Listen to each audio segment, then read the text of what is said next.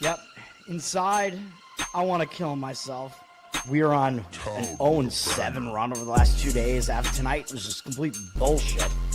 So that's how I'm going to start off this show. Horrible Sunday, 1-5. I don't even know what to tell you about that. I just don't want to do this anymore. I have never seen anything like this, man. With the slump continuing, 2 straight losses, not a good day at all. 0-4. I just have not had a good season, man. What can this slump that I'm on? The slump continues. I've reached a new peak, actually. I'm gonna burn my Bruins hat, man. I don't know what is going on with the Bruins. March 8th, is that what it is? I don't even know. It's March 9th, I think. Who even knows, man? I don't know what day it is anymore. I don't even know what day it is anymore, man.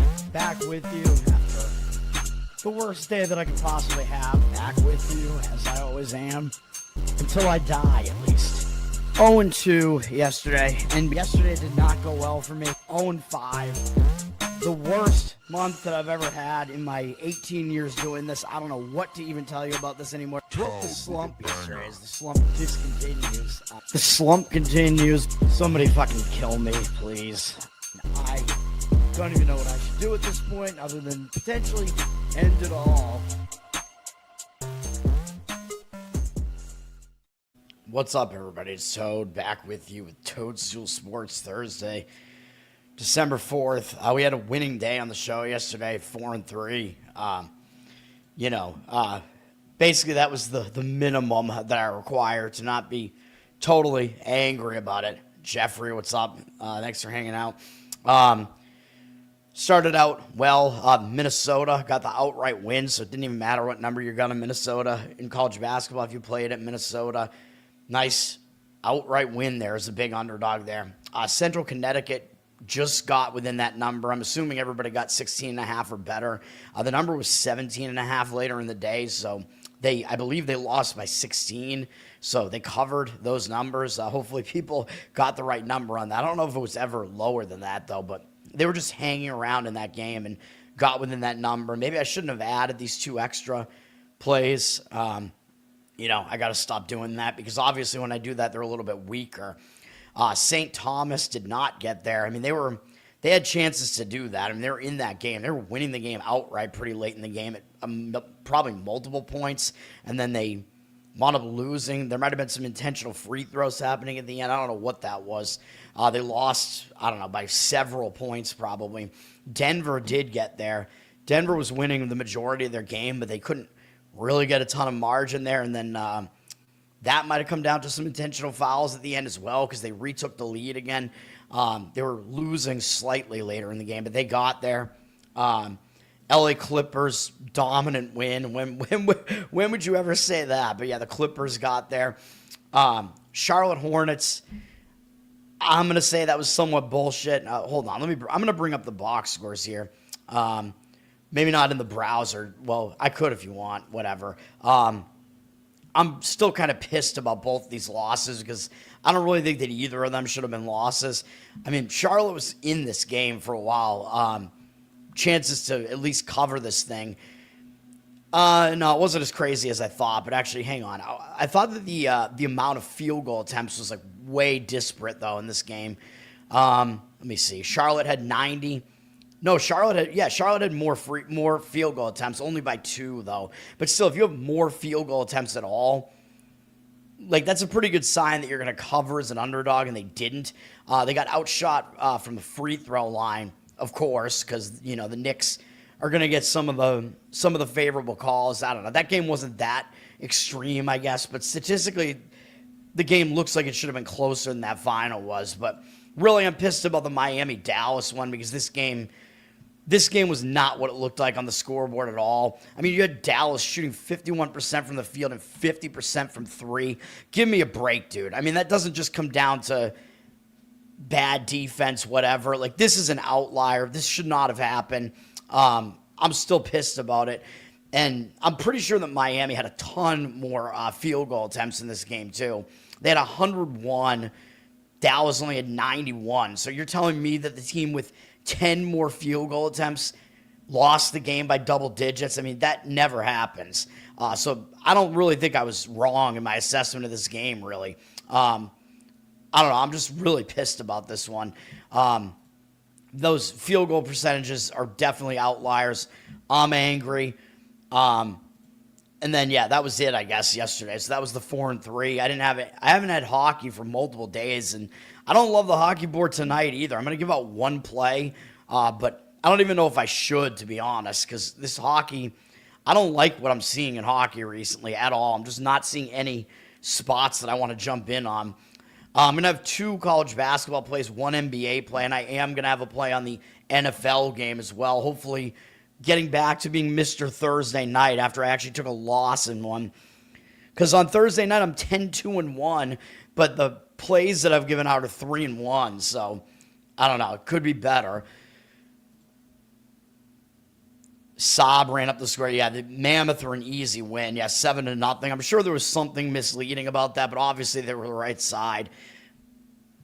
9 steals and 6 blocks. Yeah, I mean, the Knicks they're a good defensive team, but defense is not exactly the only thing that it takes to cover as a huge favorite like that, which is why I like to fade teams with good defense in some spots when they're laying a bunch of points. All right, college basketball, there's a small board here. Not a whole lot to talk about. The Utah State South Florida is actually probably the best game on the slate here, which is not saying much for what's going on here, but I like it because this is easier to handicap. Utah State, I talked about this game yesterday in my Montana State handicap.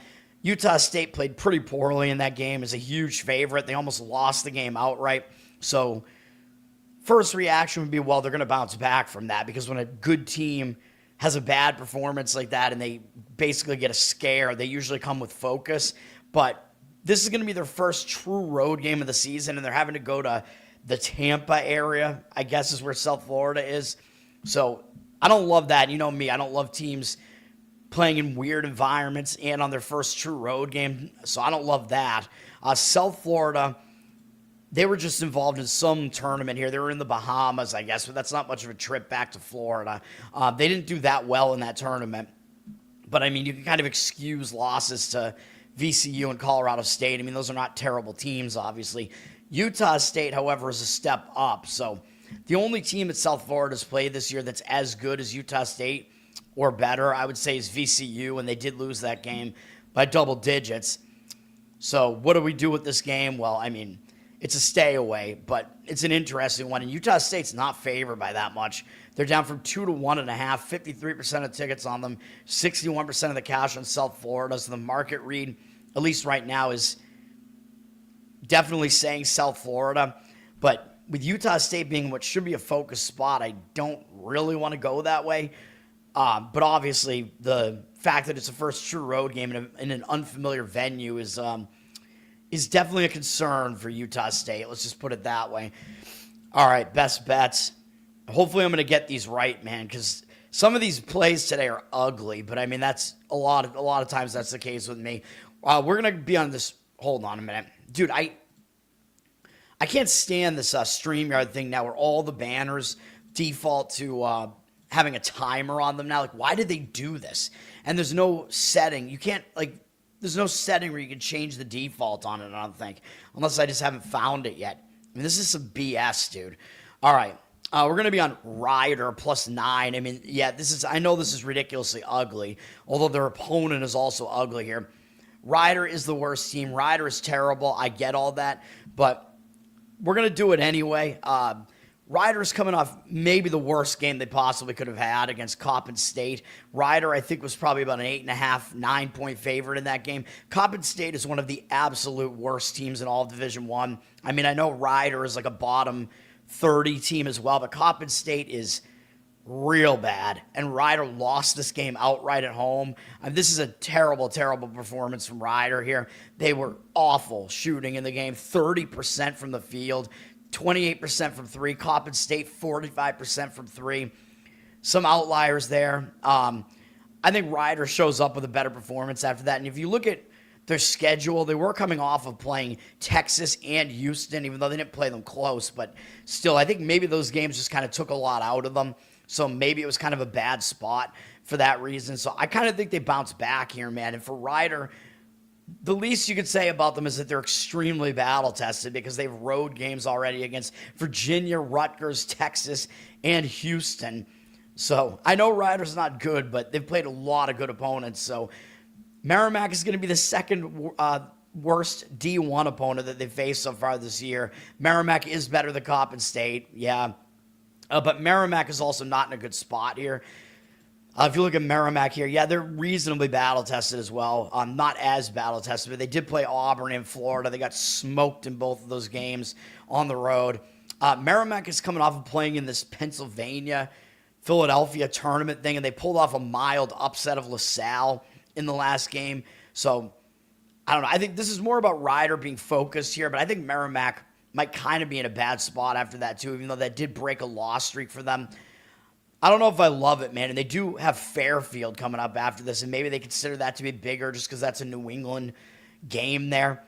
So I don't know, man. They might not take Ryder seriously. Plus, Merrimack is a team that's not exactly equipped to cover a large number like this. You really want to lay points with Merrimack when they have a terrible offense. They're 288th offensively out of 365 teams, and they play really slow, 289 tempo-wise.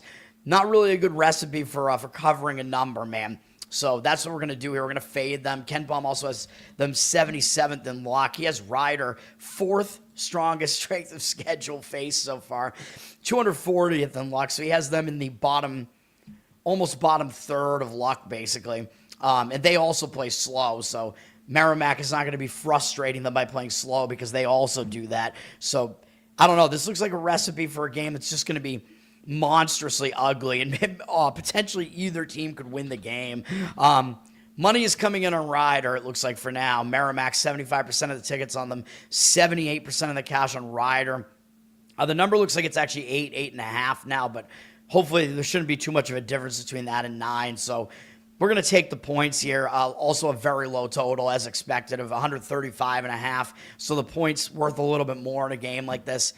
I'm thinking it's going to be just a horrendously ugly game. I mean, I don't think you should really ever be laying this many points with Merrimack. So that's what we're going to do in this one. Ryder plus the points. All right. And I don't know. I don't know if it's because I'm focused more on some of these games because there are so few, or if I actually like these games as much as I would otherwise. Like, if this was a full Saturday, would I give that out as a play? I don't know. If the answer is not yes, maybe I shouldn't give that out as a play, but I am. All right. Robert Morris of Green Bay, just pointing it out because we're starting conference play here, man, so it's kind of interesting. This is a Horizon League matchup here. Robert Morris won the Horizon last year. Green Bay on a little bit of a 3-game run. They actually did not suffer the letdown after they played well at the end of that Caribbean tournament they were in, whatever it was, the Virgin Islands, where they beat UMass and Iona, a couple of upsets there that they pulled off. They didn't suffer the letdown, and I think they will be focused because Robert Morris, again, they won this conference last year, so I think they'll have a little bit of a target on their back coming into conference play. Robert Morris is also coming into this with momentum, though, and they've already played multiple road games, so they're not going to be intimidated either. Interesting that Robert Morris is only a 1.5-point favorite, though. Like, if the public remembers them getting into the tournament last year and whatever, they might not. They might be all over Robert Morris in this one, man. If they're looking to play basketball, Robert Morris also has the better record, but odds makers are telling you that there's not that much of a disparity between these two teams. Yeah, Robert Morris is the better team, but the home advantage is kind of knocking that line almost down to a pick 'em. 83% of the tickets on Robert Morris, 57% of the cash on Green Bay. I'm not going to disagree with Green Bay in that game, but I'm not going to play it either. And then we got a bunch of Big West games. The rest of the slate is all Big West. All these teams starting their conference play tonight. So if you like Big West games and late night games on the East Coast, then you'll be able to watch some of these games on ESPN+. And we do have one play here, and then I'll go to the rest of the sports here. We're going to be on Cal State Northridge minus the points here. Northridge, they're up to 5 already. It was 4 like a little while ago. You could probably get 4.5 on this at least. I assume, 4.5 is probably still out there right now. 75% of tickets, 95% of the cash on Northridge. I think the money is indeed coming in on Northridge. This is one of these spots where I kind of like both sides of the spot here because Cal State Bakersfield is their opponent, and they just played 2 big games in a row. This is going to be their 3rd straight road game. They played in Florida State, and they got obliterated in Tallahassee, so the travel is kind of insane. That was back on November 25th, though, so it was kind of a while ago now. And then presumably they went and did Thanksgiving stuff. Then they went to Fresno once they were back out in California on November 30th. They pulled off the upset of Fresno. I think Fresno is about a 10.5-point favorite in this game. They're a Mountain West team. They're, I think, considered to be one of the bigger brothers in kind of this area of California. Huge win for Bakersfield here. And if you look at this box score, Fresno shot themselves in the foot in a bunch of ways in this game. Fresno dominated the rebound battle in this game, which should indicate that they were the better team and should have won the game, but they only shot 37% from the field, 16 turnovers. I mean, again, it looks like they had a lot of mental lapses in that game. They were not the worst team in the game, really.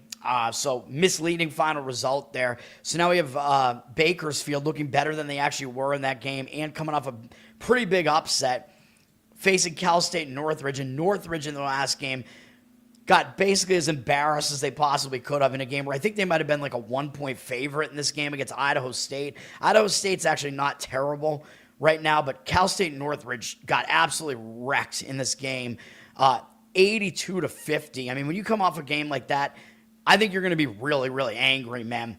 And this is the last game at home before they have to go out and face UC Irvine. And I know normally I would say maybe that's a look ahead, but when you just lost by 32 points on your home floor, I don't think you're going to overlook anybody right now, man. And they lost to Idaho at home the day before that, so they got the Idaho sweep. The Idaho sweep happened to them. They were on the wrong side of it at home, so I think Northridge is going to come out with a lot of fire here. They are actually the better team as well. Slightly, even though both teams are terrible. And I know both teams are actually kind of high in Ken Palm's luck index. That I think kind of balances itself out. Northridge plays ridiculously fast, which may kind of be not what Bakersfield wants. Bakersfield plays in the faster, like half of tempos, but they're not like that fast. So I don't know. If Northridge speeding it way up might throw them off a little bit. Otherwise, these teams are kind of similar. I mean, they both are actually better defensively than offensively, according to Ken Palm, which is weird to see that with teams that like to go a little bit faster. But the spot dictates this. We're going to go with Northridge minus the points in that one. All right, Mr. Pinsey, what's up, man? Thanks for hanging out.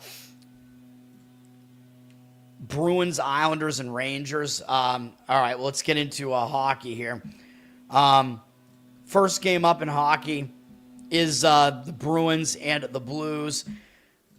Yeah, we're gonna lay the money line with the St. Louis Blues in this game. Sorry, but I told you the Bruins are gonna lose to Detroit, man, and hopefully I have a gauge on the Bruins. This is gonna be the Massachusetts fade day for me because we're already fading Merrimack. We're gonna fade the Boston Bruins here as well.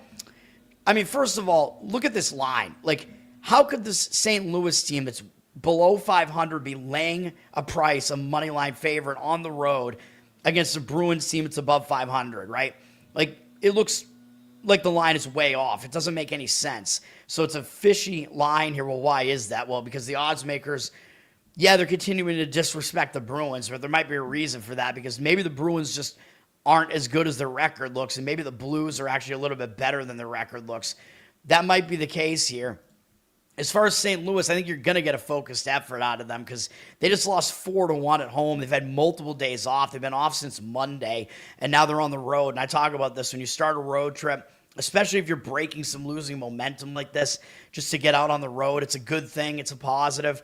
I expect them to show up. I know there's still this thing with the Blues having Montgomery as their coach now after the Bruins fired him.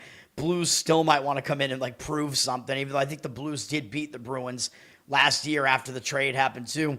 Bruins, I don't think they're in a good spot, dude, even though they do have a little bit of rest here because they didn't play between Saturday and Tuesday, but they were involved in that zigzag home and home between Detroit, against Detroit, I should say. The Bruins beat them in a shootout at home and then put in another big effort to come back in the game against Detroit in the second game and fell just short. So I don't like the spot for the Bruins here, man. After 2 big efforts against Detroit, coming back home again from that road trip to Detroit, facing an out-of-conference team that's below 500, and then on Saturday they got to play New Jersey, which is a much bigger opponent. So this is basically a sandwich spot. The line looks very misleading.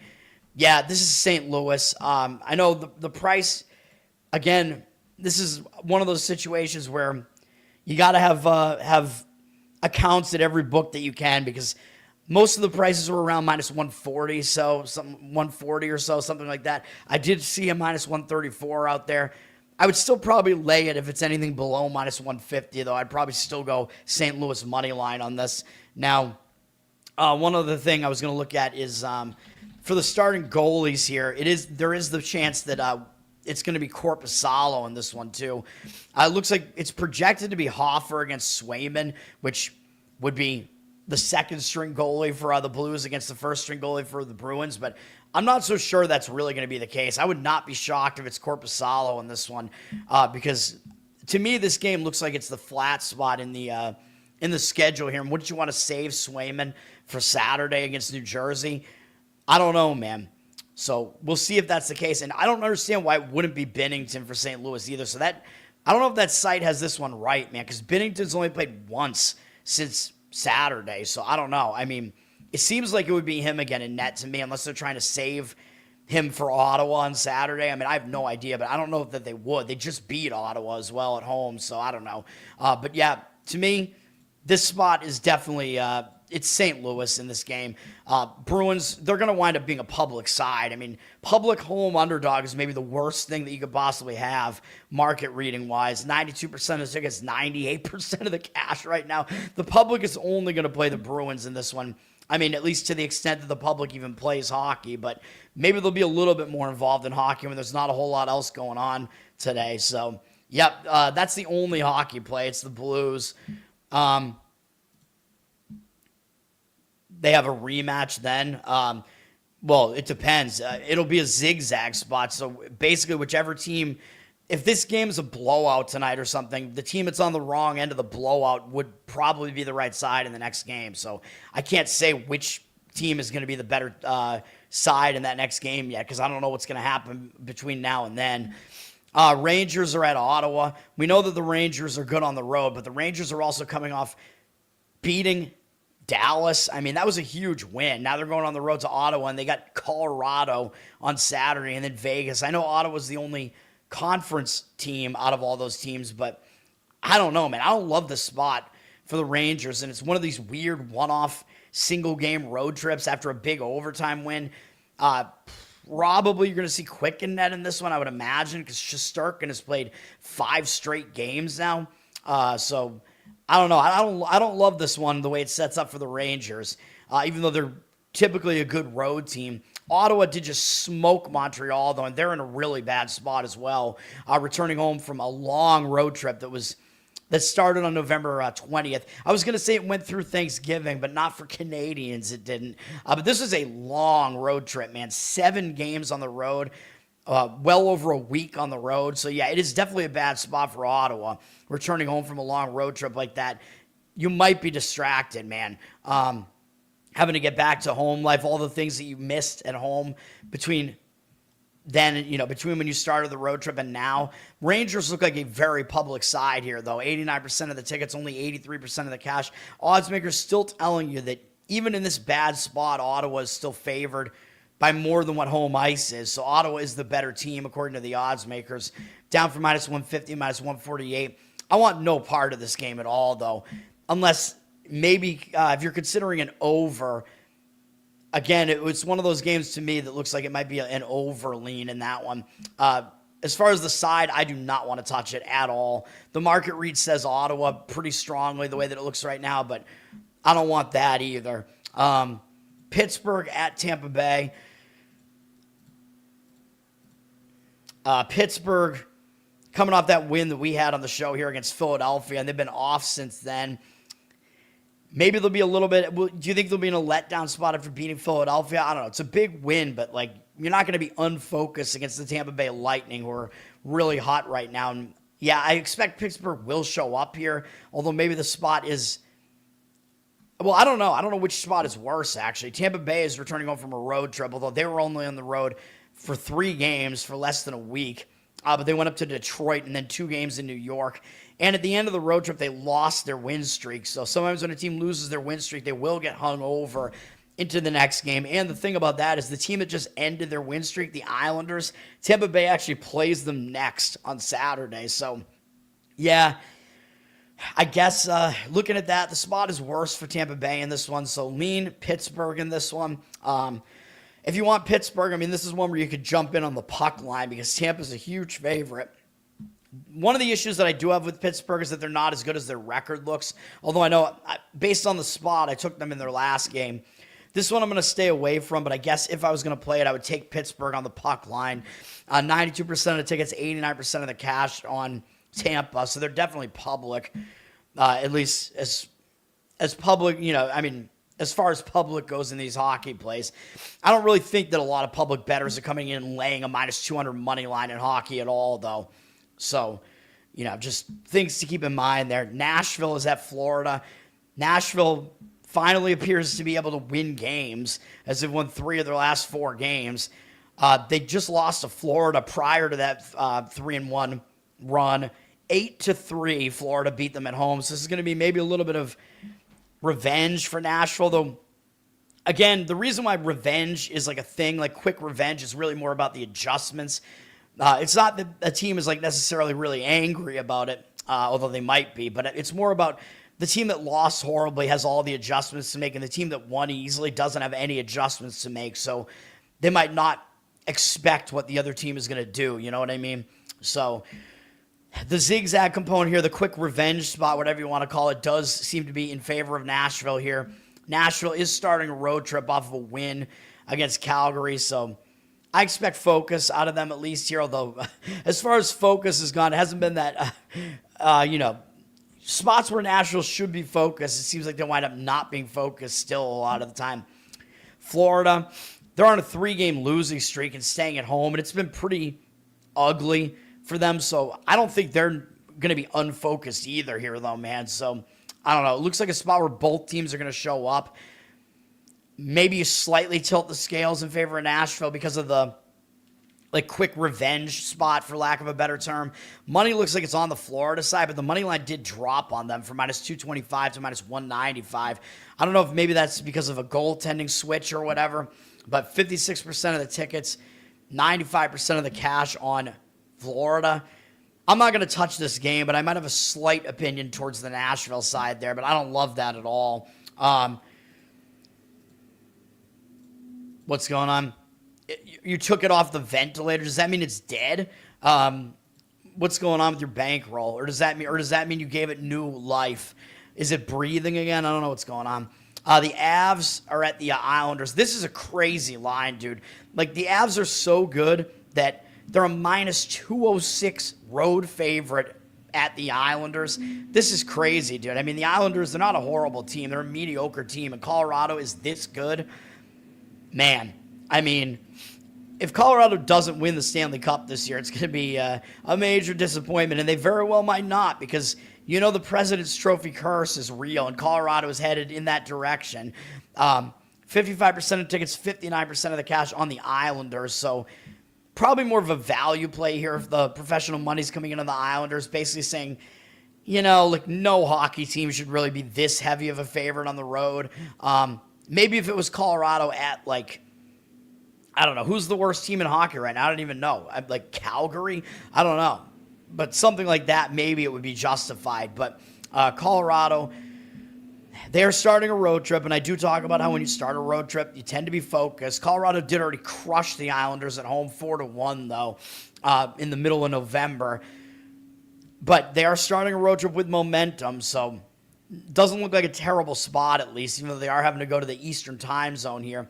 The Islanders just busted a loss streak, but they beat Tampa Bay, so they're going to have to maintain a big effort like that multiple games in a row. So the spot actually, to me, looks a little bit worse for the Islanders in this one, but there's no way I would lay a price like that on the road in any situation in hockey. I don't think so. That's a stay away from me. I mean, Maybe a potential move could be to go Colorado over their team total there, but I don't want to touch anything in that game. Your bankroll survived. Yeah, Fauci. The Avs are playing the Islanders tonight, but they're playing the Rangers in the next game. Yeah, I mean, it's that New York, 2-game situation where I think the second game kind of depends on how the first game went as far as, how you handicap it. Toronto at Carolina. Toronto, probably at this point, they're undervalued, based on how bad their record looks. But remember, they were without their best player, Matthews, whatever. This spot, though, they're getting towards the end of a road trip, and Toronto just upset Florida on the road. Big win for Toronto in that one, beating the returning champs. Now they're coming off of that. I don't think they're going to be unfocused because Carolina might be the best team in the Eastern Conference, but it's going to be one of those spots where they have to maintain a huge effort 2 games in a row, and maybe they just won't be able to do it. They do have Montreal next to, and that's a thing. Toronto and Montreal, they don't like each other, and Toronto just lost pretty badly at Montreal on November 22nd. I mean, I don't want to say they're going to overlook Carolina, though, because that would be kind of ridiculous to assume that they would. Carolina coming into this off a pretty ugly overtime win, 1-0 at home over Calgary. It looks like Carolina just barely showed up in that game. Bussy was in net for them in that game. I don't know what's going on with their goaltending situation, where Anderson is. I mean, they seem to be resting him a lot just because of old age or something. I don't really know. Carolina's had a bunch of days off. They haven't played since Sunday, and normally I would say that would break your winning momentum by having that many days off, but because that game was so bad against Calgary, I don't know. To me, it looks like it is a spot where Carolina will show up. The money is kind of all over Carolina here, up from -195 to -215. 82% of the cash on them, 61% of tickets on Toronto. Kind of surprised the public would be on Toronto. I don't know. I mean, again, it's hard to say that any NHL side is really a public side, because this is not the NFL, you know what I mean? But you can still kind of gauge that disparity between, the small tickets and the big tickets, you know what I mean? And you kind of want to be where the big tickets are, because that is indicative of where the professional money is pretty much. Carolina, I mean, I wouldn't want to touch them at a price like this, although I think they might be the right side there.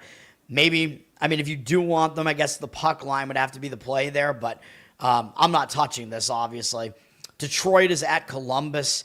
Detroit coming off getting the Zigzag win over Boston, my Bruins, and they broke a 4-game loss streak after that. So on the one hand, you could say, well, maybe it'll be a letdown after the win over the Bruins, but I don't know, because the Bruins aren't really that great. So on the other hand, I think this is maybe more of a new momentum starter by getting that win over the Bruins, breaking the loss streak. And now they get to start a road trip with some momentum. They did beat Columbus at home on November 22nd, but it was 4-3. So I don't know. I'm not really seeing Detroit overlooking this spot. You know what I mean? I think they will show up with focus here, would be the way I would look at this game. Columbus, they also just broke a loss streak, but they did it by upsetting New Jersey on the road. Now they're coming back home. Yes, they're playing a Detroit team that they just lost to on the road. They do have the returning champs Florida up next too. I'm not going to say they're going to overlook Detroit, but Detroit does have kind of a mediocre record here. So, to me, I think Detroit is the right side here based on the scheduling setup. I think it looks worse for Columbus to me. I think the market's going to disagree with me on this one, though. Columbus is down from -125 to -115. 71% of tickets on Detroit, 56% of the cash on Columbus. Yeah, I mean, market's seemingly disagreeing with me on this one for now. My lean would be to Detroit. Although I guess in a way it almost looks too easy to be getting Detroit as an underdog, but based on the scheduling setup, I kind of think that's the way to look there. Not a play though, obviously. Minnesota at Calgary. Minnesota, they're coming off beating Edmonton on the road 1-0. That's a huge win, man. So they did not suffer any sort of hangover after losing their win streak to Buffalo, which was a win right here on the show with Buffalo. Minnesota could be in a letdown after that Edmonton game, though, man. They're doing the double game in Alberta thing here where Edmonton is the game you show up for, man. I mean, that's just the way that it is. Calgary, they're crap. Minnesota did already shut them out in Minnesota on November 9th, 2-0. I could easily see them overlooking this game. Could be a letdown spot after beating Edmonton It was a shockingly low-scoring game, by the way. When does Edmonton ever play a 1-0 game? On the other hand, Calgary is returning home from a road trip, though, so I just can't come in and take Calgary here either, man, because if anything, I'm just going to avoid. I mean, usually I'm going to fade a team returning home from a road trip, but if the other team's also in a bad spot, you know how I do things. I'm just going to avoid the spot completely. Calgary has been on the road since Sunday, November 23rd. They had to go all the way out to the southeast U.S., and now they're back home. So it looks like a bad spot to me for Calgary as well. On the return home spot, you can get a little bit distracted, man, especially bad teams usually don't handle it well either. The market indicators look like they're indicating towards Calgary, with Minnesota having 80% of the tickets, 51% of the cash, and being down from minus 125 to minus 120. Yeah, I mean, take that for what it is. I guess the market read is saying Calgary. I think you can't really play them in a return home spot like this, though. It could be another game, even though the money looks like it's coming in against the over as well. It could be another game where maybe you play an over, but I don't know, because Calgary is certainly not a prolific offensive team there. So, yeah, I mean, that's a stay away as well. Seattle at Edmonton. Seattle, they're in a rut right now. They've lost 3 games in a row. They just get shut out by this exact same Edmonton team, and they've had a lot of days off, man. So this looks like a better spot for Seattle. Basically, it's the Zigzag type of spot here where they lost on Saturday 4-0 at home to Edmonton, and now they haven't played since then, so they get to use all this time off to focus on some things. Yeah, they got to travel up there, but I think they're going to be the team that makes the adjustments here, man, and they have all week to do it. This game also wasn't really exactly what it looked like on the scoreboard. If you look at the stats, Seattle had one more shot than Edmonton did. They won the face-off battle. The hits were close, although, of course, Seattle had to throw up more shots later in the game because they were losing, but the game wasn't really quite what it looked like. And again, in hockey, when teams lose by 4 or more goals, usually they are a play on team in their next game. Just kind of as a general rule, that tends to be like a positive. It's like a net positive EV play, I think, when you play on a team in hockey, just historically off of an ugly loss like that. However, Edmonton, even though they did play 1 game in between these 2 games, they got shut out at home by Minnesota, so I could see them being pretty angry as well and coming into this game with some focus, so I don't love that either. I would lean to Seattle still, and you're getting a huge underdog price on them. If you do like them, you can easily grab like a plus 1.5 puck line on this. That would be what I would do if I was going to play this. 91% of the tickets, 84% of the cash on Edmonton, down from minus 240 to minus 222. Yeah, I would grab Seattle on the puck line in that one. And then we have Chicago at the Kings. As I keep pointing out, the Kings are basically the Rangers of the West, as they're not good at home. Although now they're 3-5-3 at home because I think they won their last home game. So maybe that's kind of going away now. No, they won 2 games ago. They won at home. They won 2 of their last 3, though, at home. Rangers, they're now coming in off a home loss. What else is new? To Washington. Maybe they will be focused coming off of that. Chicago, they're a team whose record makes them look better than they actually are. Let's just put it that way. They have taken a lot of games into overtime, but Chicago's been on a bad run as of late, and they've played 2 big games recently, beating Anaheim at home and then going out on the road and taking Vegas into a shootout. So now coming off of those 2 games, to me it looks like a bad spot for Chicago. I don't know how they're going to put in another effort like that again after those 2 games. So my opinion would be towards LA in this one, but they are laying a big price, down from minus 225 to minus 220. 64% of tickets on them, only 53% of the cash. So the market read is saying Chicago. Some of that might just have to do with, well, LA just shouldn't be favored like this, especially where they're not really good at home. I'm certainly not going to give out a play on the Kings. I slightly lean that way. Although if you play the Kings, you basically have to lay a puck line on it, which I'm not really interested in doing. So laying these favorites as a puck line in hockey is a dangerous idea, man. So we're staying away. All right, that's hockey. Let's go to NBA here, where we are going to have another best bet in the NBA. Golden State is at Philly. Golden State coming in off of a pretty good performance, man, against Oklahoma City. I know I leaned towards Oklahoma City in this one, and they did cover the closing number of 11.5, but this game was really, really actually close. Golden State was winning the game, I think, with like 6 minutes left in the game. So without Steph Curry, Golden State put in a huge effort in that game.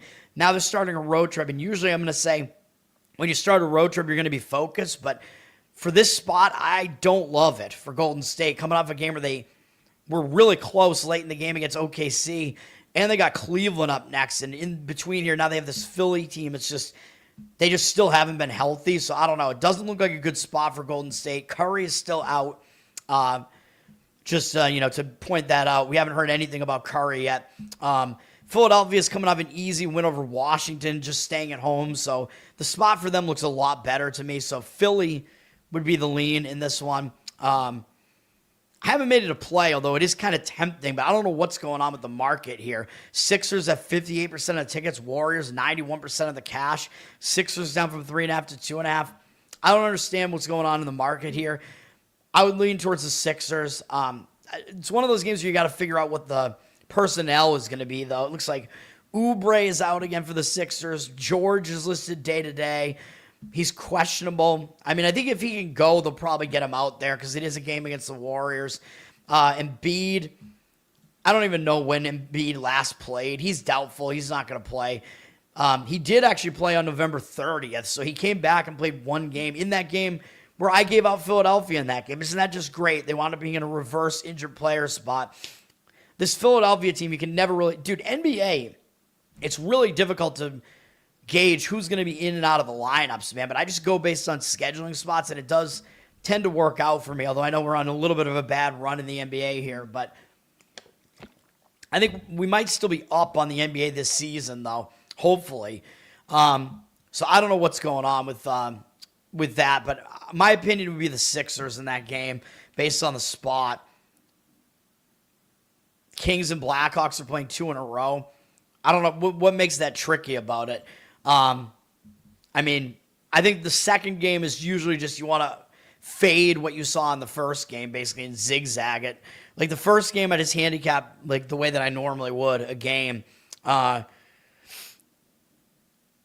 Yeah, the Utah Mammoth, that was a pretty easy win on that one. Bad injury news, yeah. The Sixers are being Bill Belichick, basically. Bill Bella Sixer. They're lying on the injury report, I guess. Next up, I told you this is going to be ugly, man. And you know me, I know the Boston Celtics, and I think I've done pretty well with my plays involving the Boston Celtics. And I think my opinions with my leans on the Celtics games typically tend to be right, too.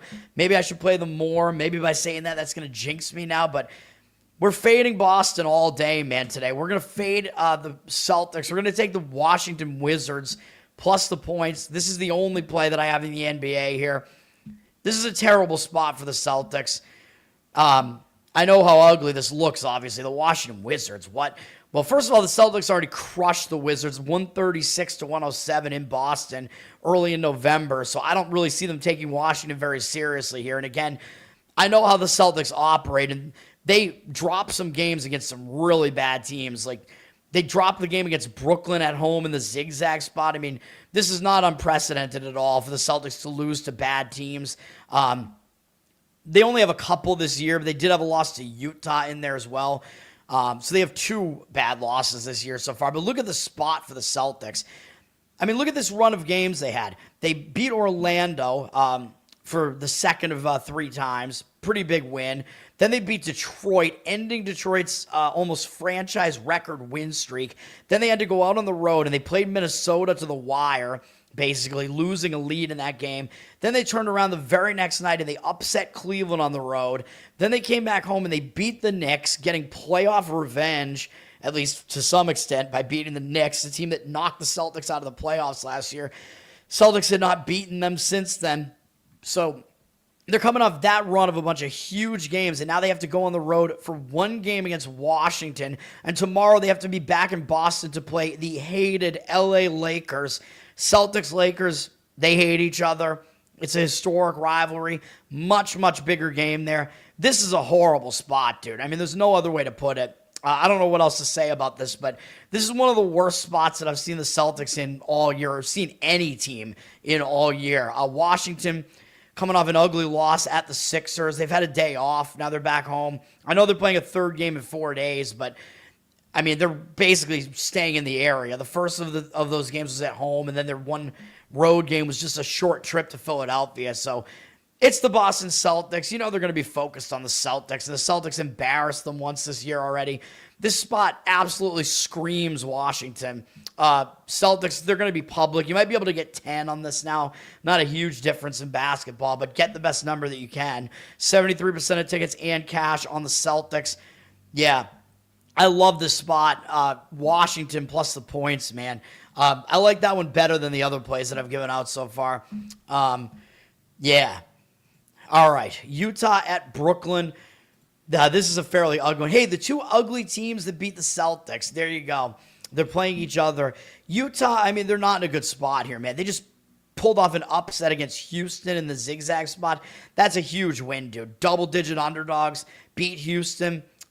Utah made the adjustments. I think Houston just overlooked them in the second of 2 games after blowing them out in the first game. Utah got the win. Now they're starting a road trip. I know I usually talk about how you're focused when you start a road trip, but this is the Brooklyn Nets, dude. I mean, come on. And tomorrow, Utah has to face the Knicks, and then on Sunday, they got Oklahoma City back at home. Yeah, this looks like a complete flat spot here in the schedule. I think they're going to overlook the Nets. The hesitation that I have is on the Nets side of things. The fact that they pulled off an upset yesterday against Chicago. So they're coming off back-to-back upsets where we had the one against Charlotte here on the show. We got a win on that one on Monday. They turned around and they upset Chicago, which was a more monumental upset on the road. I think Chicago probably was about 8.5 point favorite in that game. Brooklyn got the win. That was yesterday. So now in the back-to-back, they're traveling back home off of that, playing a third game in 4 days. I just can't get there with it. I think the spot is worse for Utah. I would lean towards the Nets, but I can't quite do it. Jazz are a 5-point road favorite, which I don't know. I mean, should the Jazz really be laying 5 against anybody on the road, especially in a spot like this? Probably not. 81% of the tickets, 92% of the cash on them for now, but they're going to be a public side. As much as the public is going to get involved in this game at all. Public is not going to, they're still not going to want anything to do with the Nets here, man. But the Jazz have also been really bad on the road. I mean, we've played the Jazz a few times at home. They're very avoidable on the road. They're 1-7 on the road. Although Brooklyn is terrible at home at 1-9. And the one win we had on the show. So there you go. I think we did, right? I forget, but there we go. All right, Lakers are at Toronto. Of course, as I already mentioned, the Lakers may have a little bit of a look ahead here to Boston just because that's such a big rivalry, and that's tomorrow on Amazon Prime. So maybe they'll be looking ahead to that. The Lakers also just lost a long win streak, losing to Phoenix. And you know I talk about this. When a team loses a long win streak, sometimes they're hung over. Yeah, they're starting a road trip. They're facing a pretty hot Toronto team. But again, the Celtics game might mean more to them tomorrow, man. And I think that's that what the Lakers are doing here, I think actually bears that out, that the Lakers don't care about this game because the Raptors have flipped from a 3-point dog to a 2.5-point favorite. Although that gives me some pause with looking for towards the Raptors here, though, even though it looks like the Lakers are going to be not putting their full focus on this game and they're going to be getting ready for the Celtics. The problem is the line adjusted to it. So, did the line over-adjust is the question. I don't really know if it did. Maybe. 57% of tickets, 72% of cash on the Lakers. Of course, the public is going to see the Lakers as an underdog and probably going to want to jump in on the Lakers. But what I'm talking about as far as the Lakers not focusing on this game, they're resting Luka and Marcus Smart in this game. They're both, Luka's out for personal reasons, okay? But I'm pretty sure that this is just these NBA teams just lying to get, to be able to rest guys, because this is the Popovich thing, right? The NBA doesn't want, you know how it is. Popovich started resting his players in certain spots, and now every team does this. It's the NBA, load management, but the NBA doesn't want teams to do it, so the teams basically have to lie. No, he's hurt. No, he's out for personal reasons. This is a spot where the Lakers are just resting guys because they want to get ready for the Celtics. So Smart is out with a back injury. Even though if you look at these guys both played in the last game, I'm pretty sure, right? Oh, no, Smart didn't, actually. Smart hasn't played since the 25th, so never mind. But still, as far as the Luka thing is concerned, and LeBron, I think, might still be out, by the way. I'm going to have to look. Luka's not playing in this game. This is for personal reasons. This is clearly a load management thing for Luka. So he's not playing, which is the main reason why the line has moved like that. And I don't know what's going on with LeBron either. I mean, again, in the NBA, you got to figure out what the hell is going on with all these players, man. Actually, maybe LeBron is back. Is he playing? Because I know he missed some games in here. Yeah, he played in their last game against Phoenix, so I guess he is playing in this game. I don't know.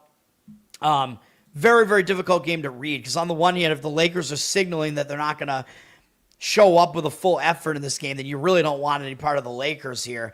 And in the spot, I really kind of don't. Based on the scheduling spot, I would kind of lean towards the Raptors, but laying 2.5 when you could have been getting 3, I don't know, could be a little bit of an over-adjustment to the Luka not playing, so I'm staying away from that game. A lot of moving parts in that game. Yeah, it feels good to win easily for sure.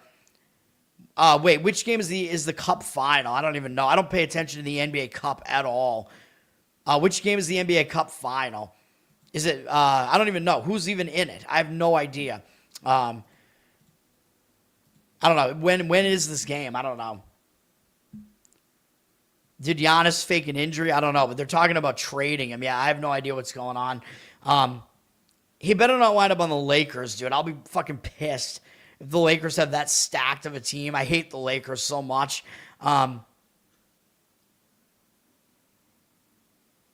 Lakers are going to eliminate the Thunder in the NBA Cup, you mean? Yeah, the Thunder don't really care about that. The Thunder are trying to win back-to-back titles. The Thunder are unbelievably dominant, dude. Like, the Thunder, they haven't really had a full roster at any point this year. Like, there's always somebody injured for the Thunder or whatever, and they're still just completely dominating. Like, that team is unbelievably deep. It's crazy. Toronto will beat the Knicks, you think? Yeah, I mean, the Knicks probably more focused on trying to win a championship as well. Minnesota at New Orleans. Yeah, great game to finish off the basketball slate here.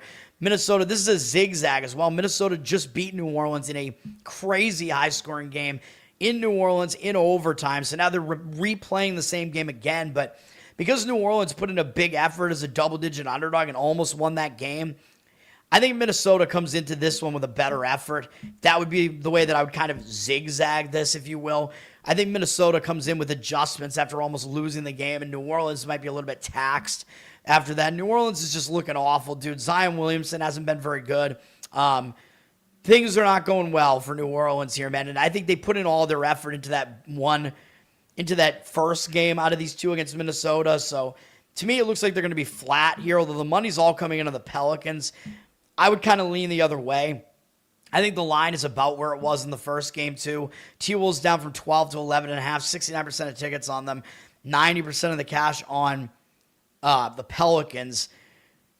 I disagree with the market in that one. I would probably lay it with the T-Wolves. But, yeah, I mean, T-Wolves have been kind of a weird team, but one thing they have done this year is they've been pretty good against the bad teams in the NBA, so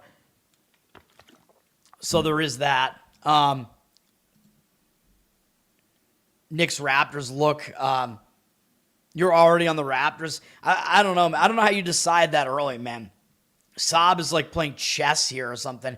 I don't know. I can't gauge these games that far in advance because I want to see like what did the team do last. Tomorrow we're gonna have college football. By the way, championship weekend begins. But for now, we're gonna be on the NFL. We're gonna be on this game in the NFL. Cowboys Lions. If you know what I do, you know what we're doing here, man. This is gonna be a play from me. I don't love the NFL board this week, right? But this is one of the games I actually like. We're gonna lay the points of the Lions -3. I think at this point, the market has gotten like to the bottom for the Lions here, man. Like this is the cheapest you're gonna get the Lions, I think, this season. I mean, the Lions, they're still one of the better teams in the NFL, dude. Like, this has just gone too far. Everybody now hyping the Cowboys. Oh, the Cowboys are on this huge run now because of what they've done recently. They've looked great coming out of the bye. I know, I get it. But one of those wins was against the Raiders. So let's, dial it back a little bit. I still don't trust the Cowboys defense. So I think with the Lions, we're dealing with the better defense here with the Lions. And the Lions obviously have a capable offense too. Not quite as good as Dallas's, but it's not bad. The Lions run the ball a lot better than the Cowboys do. So there is that. But this is really about perception based off a recency bias, man, where everybody saw on Thursday, on Thanksgiving, both teams played on Thanksgiving, and one team looked good and one team looked bad. So when that happens, and it's Thanksgiving, everybody's watching football on Thanksgiving, everybody saw those. Those are the two big games, man, the Detroit game and the Dallas game. And people saw Detroit lose yet again. Detroit hasn't looked good in weeks. And they saw the Cowboys beat the Kansas City Chiefs. So the public is going to be all over the Cowboys in this game, dude. And I warn against public road underdogs. I mean, you do not want to be on that team at all. And that means you're getting a fade of the public by playing the team that's probably the better team at home. Like that is definitely something you want to look for in a lot of cases. And that's what we're doing here, man. Again, one team has looked like better than they actually are recently, and the other team has looked worse than they actually are. Like, people are talking about, the Lions are going to miss the playoffs now. I don't really see that happening. I don't think so. I think the Lions are going to get it together. They're going to make a run towards the end of the season. They'll get into the playoffs. They should. I mean, they're one of the better teams here. They're the better team over the Cowboys as well.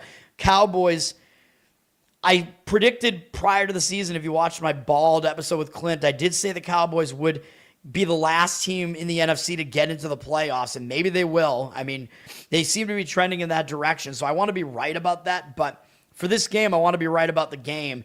And this line at 3, let me tell you how ridiculous this line is at 3. First of all, we can see that the opener, which was actually the look ahead, was 5.5. So prior to last week's games, the Lions are going to be a 5.5 point favorite here. And then just because the Cowboys beat Kansas City and the Lions lost to Green Bay, which, by the way, Green Bay is a really good team, just because of what we saw on Thursday, now this line is 3.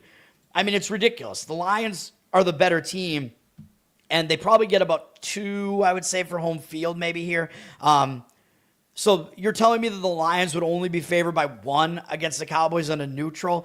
I don't think so. I think they would be favored by probably about 3, just realistically. They're about 3 points better, I think, than the Cowboys if you look at like the power ratings, guys. So this is definitely a short line for all these reasons. And the other really hilarious thing is the Lions were the same favorite. Actually, I think the line closed above 3 on Thanksgiving against Green Bay. So the Lions were a heavier favorite against Green Bay.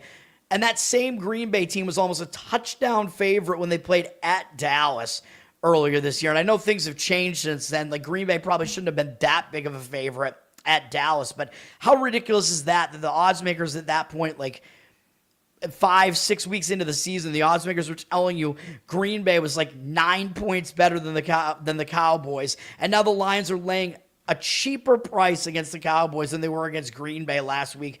No. Green Bay is still better than the Cowboys. The Cowboys don't play defense. Green Bay does. This line has gotten so ridiculous. Like, I don't know if I can explain it more than I already have, but it's just ridiculous how short this line is. Dallas, again, they've looked really good, man. And I think there's going to be a letdown here somewhere. And you're going to be saying, well, how could it be, Thursday night, a primetime game, right? Like, against a good Detroit team. Well, Detroit, I think they might be at the point where they're getting overlooked because they just haven't looked good recently. It's a Thursday night game. So, again, I would say it's a short week, but it isn't really because both teams played on Thursday on Thanksgiving. So it's not really a short week, but still Dallas is having to travel to a place where they don't usually go. If you look at Dallas's recent run when they came out of the bye, they beat the Raiders. That was a game I gave out on the show here. So they were expected to do that. I mean, they got up for that game. The Raiders, they just have no home field advantage. Cowboys fans travel. Raiders suck. That was an easy win for Dallas. And Dallas, had the extra motivation from their player dying as well. Then, Dallas absolutely got up for the game against the Eagles, too. It was a huge, that's a rivalry, huge divisional game. Cowboys had a huge win there in that game. But we saw Philadelphia not look very good on Black Friday either. So Philadelphia, they do have some problems. Like, they don't win by margin right now at the very least. That Philadelphia team's not as good as they were last year. So Dallas got that win, and that was a game that I put in my pick 5 entry. That was close to being a play for me, so you could explain that. I did not think Dallas was going to beat Kansas City, but Kansas City, it was kind of a weird spot, a short week, a road out of conference game. I don't know what else we can say about that, but Dallas beat Kansas City. So now we're looking at a Dallas team that has won 3 in a row, but their last 2 games, they beat both of the last 2 Super Bowl champions. The last 3 Super Bowl champions, because Kansas City won the prior 2, and both teams that were in the Super Bowl last year. So Dallas, in back-to-back weeks, in a span of 5 days, beat both of those teams, Philadelphia and Kansas City. Again, I think we're going to be at the peak of the market value, if you want to call it that, or the peak of Dallas being overvalued in the market after they did that, man. And both of those games are at home as well. So now they're going back out on the road. Yeah, Dallas, if you look at what else they've done on the road this year, it has not been good, okay? Their only road wins this year are against the Jets and the Raiders. So that's how bad they've been on the road, all right? So, yeah, they're playing Detroit here, okay? And, again, I think Detroit, yeah, I know they're coming off a big game against Green Bay, but that was an ugly game, and I think Dan Campbell's going to be pissed. They played 2 ugly games in a row at home, 3 ugly games in a row. Everybody's been watching this Detroit team kind of just plummet, man, because Detroit only put up 9 points against the Eagles on primetime, and everybody saw that. Although, the Eagles are still the Eagles. They're not a bad team, obviously, even though they're not as good as last year. That was a game, that was just a horrible offensive performance. We know Dan Campbell went for it on 5 first downs and, didn't get any of them. Yeah. I thought they would be, in a better spot coming off of that. I thought they would be a little bit more angry, but I think I misjudged how much of a look ahead that was to Green Bay. So that basically wound up being a sandwich spot that the Lions were in, and they almost lost to the Giants for that reason. They were still sandwiched in there between the Eagles and the Packers, man. And Detroit had that look ahead to Thanksgiving, huge game against the Packers, and it was an attempt at revenge for losing to Green Bay earlier this year. So, yeah, I think they really did get caught in that massive look ahead to Green Bay. But the Lions the Lions could have lost that game to the Giants, and they did still turn it around and still beat the Giants. So, they didn't completely fall apart in that game. They were able to win. But this spot now sets up much better for them. They've had a week off.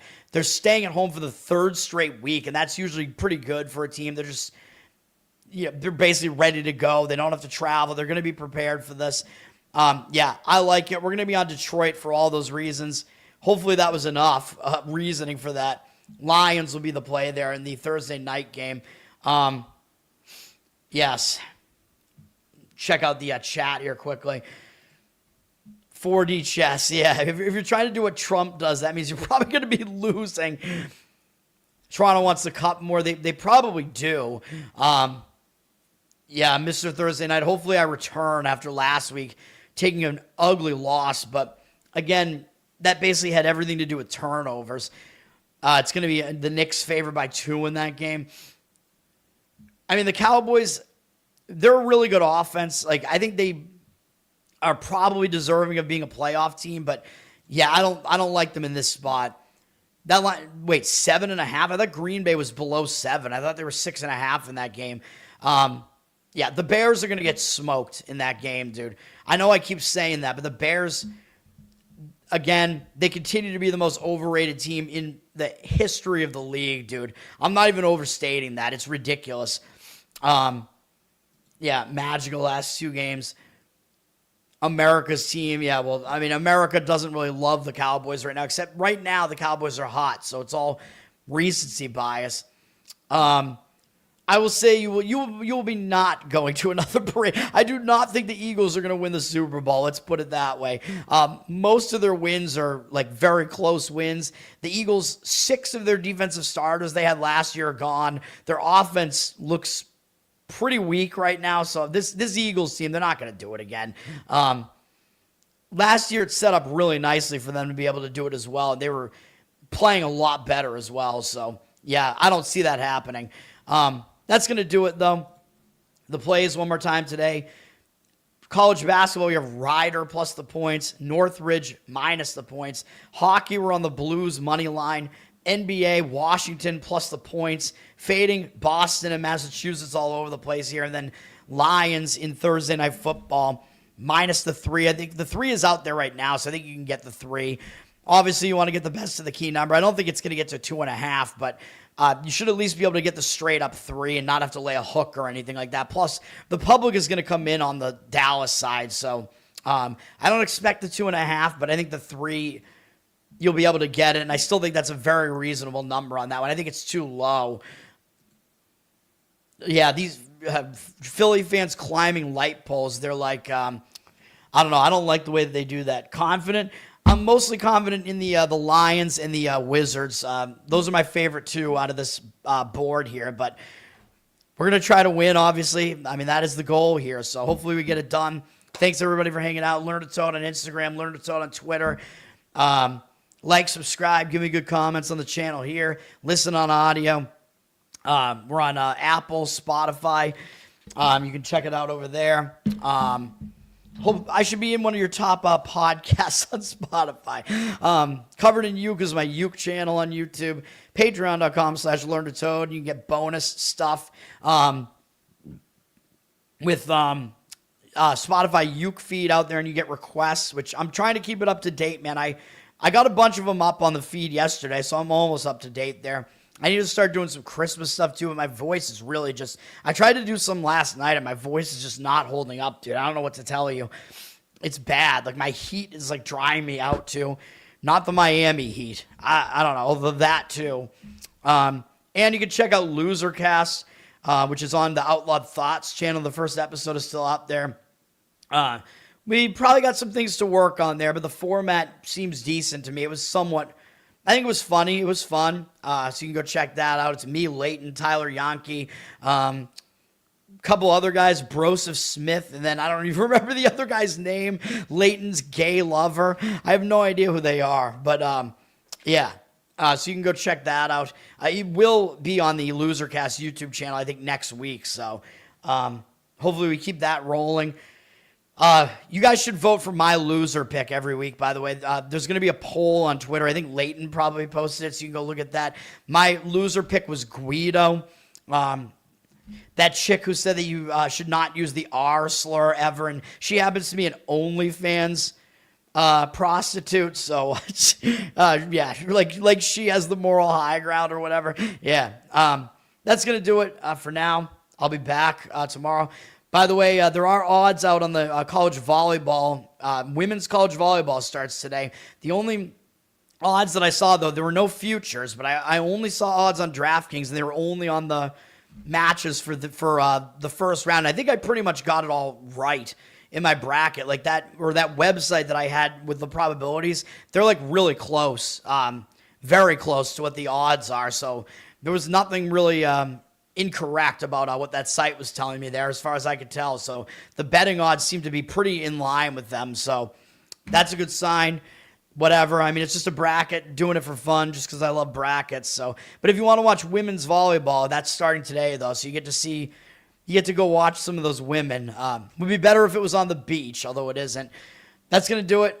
I'll be back tomorrow morning, and then we're gonna have the college football championship. I guess I'll do a Friday night video for the Saturday championship games. There aren't that many, though. Unless, do you think I should do it tonight and just cover Friday and Saturday? I'll think about that, because I don't know. At some point, I got to start Saturday college basketball videos, so I don't know. And then I don't know what I'm going to do midweek for college basketball, because Losercast is going to be on Tuesdays, so I don't know. But Tuesday itself is usually the biggest college basketball board, so that would be like a Monday night video potentially if I was going to do that. I don't know. I got to figure that out, but we will see. I don't know if the Lions are going to get to 3.5. I don't think so. It's the only football game on tonight. I think the public is going to keep that line in check enough. I don't think so. I don't think it's going to hit 3.5. I mean, maybe 3 with juice. I don't know. The books seem pretty hesitant to put that hook out there. Although maybe because maybe they just kind of don't care if the public is coming in and taking the hook. But, I mean, so far it hasn't hit that hook. I saw 3 with juice, but I haven't seen a hook, so I don't know. That's going to do it. Yeah. I may be back tonight to talk the college football championships, though. We will see. I have a couple of games that I do like there, and some weird ones in the mix there. So we'll talk about it. I mean, it's a spot where you really have to try to gauge what these teams' motivation is. Even though these are conference championship games, yeah, there are teams that might not be as motivated as other teams to win them. So we'll see. I'll be back at some point. Subscribe to the channel, and you'll see when I go live next. That's going to do it for now. Peace.